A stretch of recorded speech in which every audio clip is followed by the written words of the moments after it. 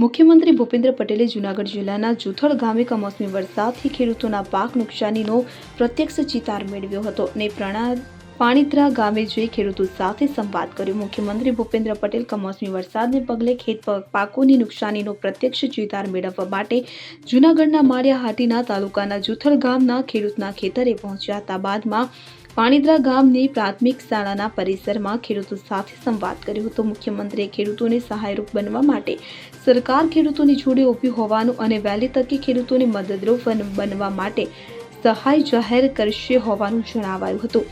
પાણીત્રા ગામની મુલાકાત પૂર્વે મુખ્યમંત્રી કમોસમી વરસાદથી અસરગ્રસ્ત ખેડૂતો સાથે ખેતરે સંવાદ સાધી સંવેદનાપૂર્વક તેમના પાક નુકસાની સહિત અન્ય મુશ્કેલીઓ જાણી હતી।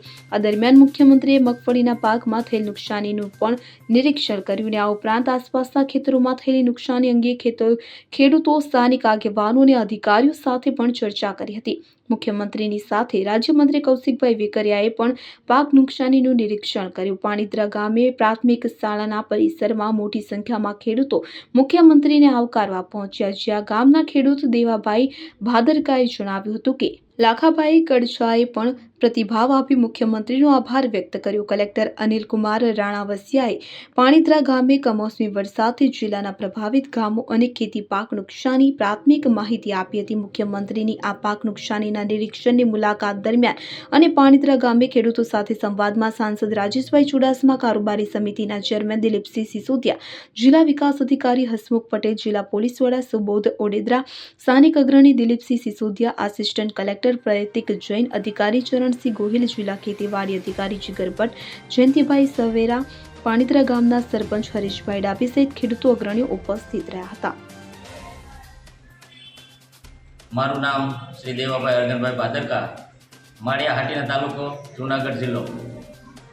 મુખ્યમંત્રી સાહેબ ભૂપેન્દ્ર સાહેબ અમારા નાનકડા એવા ગામમાં મળવા માટે આવ્યા, એ અમારા માટે ખૂબ આનંદની વાત છે।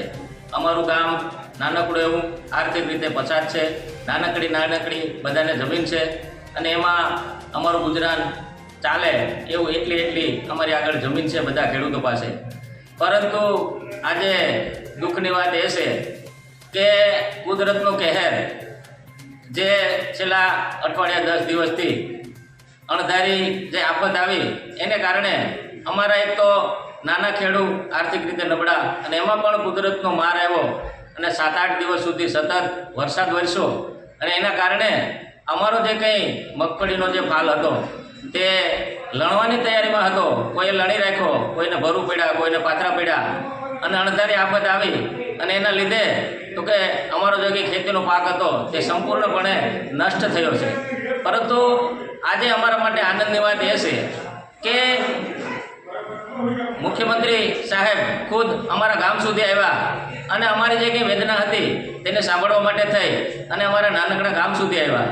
આજે અમને વિશ્વાસ છે જ્યારે ખેડૂતો ઉપર આફત આવી છે ત્યારે ભાજપ સરકાર છે તે ખેડૂતની સાથે ઊભી છે અને આજે હજી પણ અમને 100%નો વિશ્વાસ છે કે અમારા ગુજરાતભરના ખેડૂત તેની સાથે આ સરકાર છે અને જે કાંઈ નક્કી કરશે એ પ્રમાણે પ્રત્યેક ખેડૂતોને તો કે સહાય મળશે।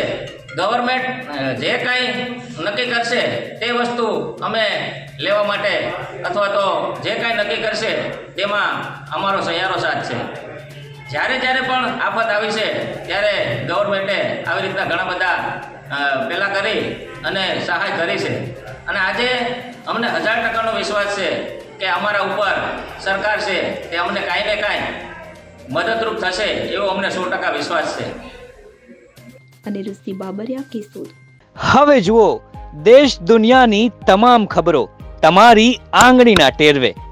ઉઠાવો મોબાઈલ અને ગૂગલ પ્લે સ્ટોર પરથી ડાઉનલોડ કરો અમારી CN24 ન્યૂઝ મોબાઈલ એપ।